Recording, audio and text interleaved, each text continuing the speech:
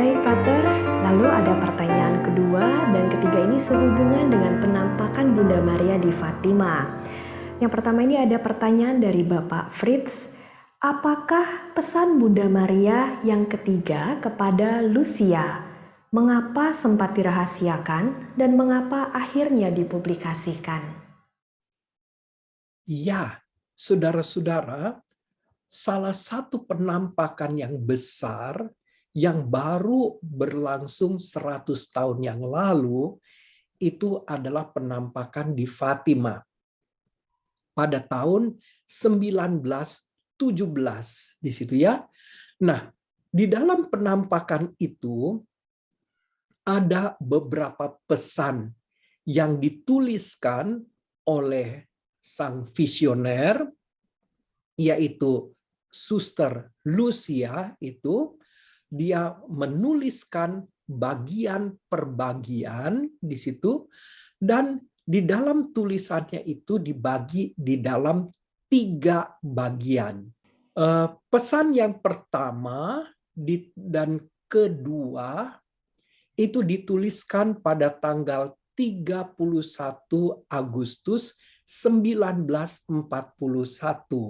Jadi Anda bisa bayangkan penampakannya 1917 dan baru dituliskan oleh Suster Lucia tanggal 31 Agustus 1941,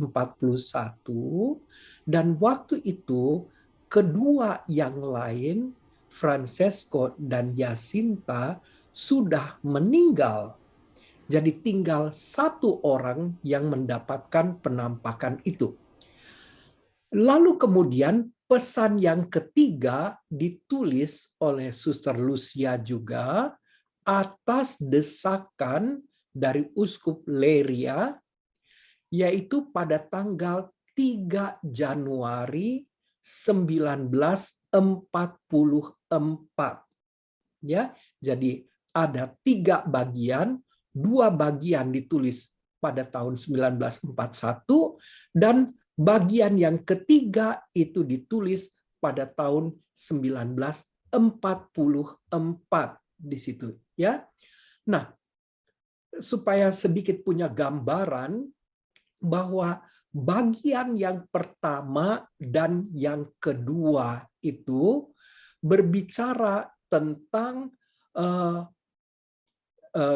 penglihatan dari para visioner tentang neraka, tentang devosi kepada hati Maria yang tak bernoda, lalu berbicara tentang juga Perang Dunia Kedua yang sudah ada di ambang pintu, padahal kita tahu pada tahun 1917 Perang Dunia Pertama boleh dikatakan belum usai betul. Perang Dunia Pertama itu, maka sudah dinubuatkan akan ada perang lagi yang jauh lebih besar, dan itu Perang Dunia Kedua. Lalu suatu prediksi tentang kerusakan yang akan dibuat oleh Rusia tentang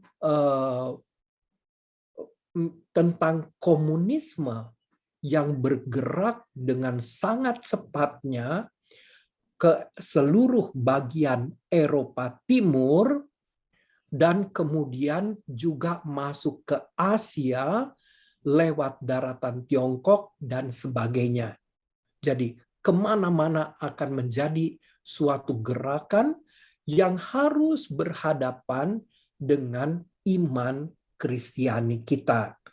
Karena gerakan komunisme ini disertai dengan gerakan ateis. Itu boleh dikatakan seperti satu uang dengan 2 permukaannya di situ ya.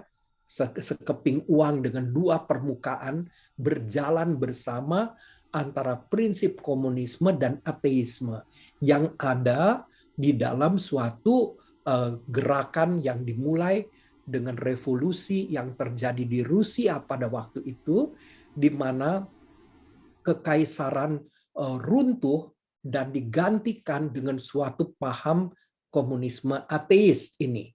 Dan dianggap itu sebagai suatu ideologi yang bisa menyelamatkan umat manusia karena dirasa selama menjelang 2000 tahun kekristenan kita, seluruh Eropa Kristen pada waktu itu, Eropa bagian barat maupun bagian timur semua Kristen, tetapi kesenjangan sosial itu tetap ada di situ ya. Penderitaan manusia tetap ada, seolah-olah agama Kristiani tidak berbuat apa-apa atau tidak dapat menyelesaikan. Maka gambaran tentang ideologi komunisme ateis itulah yang akan menyembuhkan dunia ini. Seolah-olah ini adalah sesuatu teori yang baru, yang menarik untuk kemudian orang mengikutinya. Maka terjadi pertentangan hebat di situ antara gereja di satu pihak mempertahankan iman Kristianinya dengan paham komunisme ateis ini. Nah, ini semua kurang lebih ada di sekitar apa yang disebut dengan pesan pertama dan pesan kedua. Sedangkan pesan yang ketiga di sini baru dibuka sesudah peristiwa tertembaknya Sri Paus Yohanes Paulus II pada tahun, kalau tidak salah, tahun 1981, 13 Mei, di situ gagalnya rencana pembunuhan terhadap Sri Paus kita ini, maka kemudian Sri Paus Yohanes Paulus II yang sebenarnya lewat pendahulu-pendahulunya, yaitu Paulus ke-6, ada juga Yohanes 23, sudah mendapatkan pesan yang ketiga, tetapi mereka tidak mempublikasikan.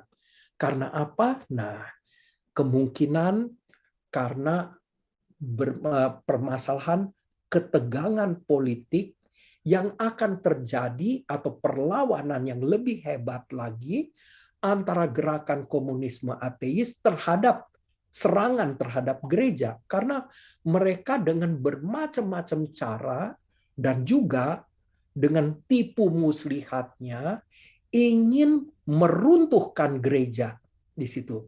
Maka dua paus sebelumnya, yaitu Yohanes 23 dan Paulus ke-6, dia masih menyimpan itu.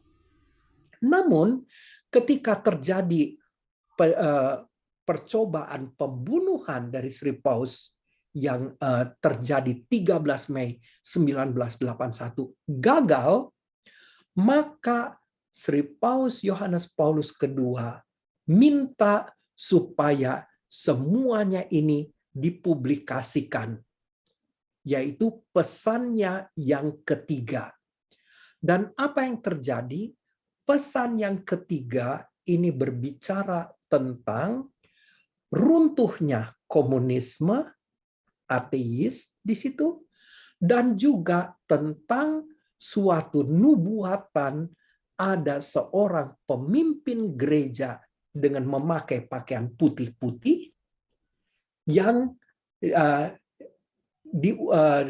yang ada di dalam usaha pembunuhan. Dan Sri Paus dalam hal ini menangkap bahwa yang dimaksud adalah dia. Ya. Dan sesudah kejadian ini, maka kemudian surat ini dipublikasikan, dan kita tahu pada tahun 1989 mulai dengan suatu gerakan tembok Berlin runtuh, dan satu persatu Eropa Timur yang pada waktu itu adalah komunisme ateis mulai juga runtuh satu persatu. Dan di akhir dari semuanya itu Rusia di situ ya, pecah menjadi negara, kembali negara kecil-kecil yang berdaulat, dan kembali kepada iman Kristiani. Nah, itulah kemudian kenapa Sri Paus menyuruh untuk membuka surat ini atau pesan yang ketiga dari Fatima ini. Baik. Nah, Pater, ini masih sehubungan dengan penampakan Bunda Maria di Fatima.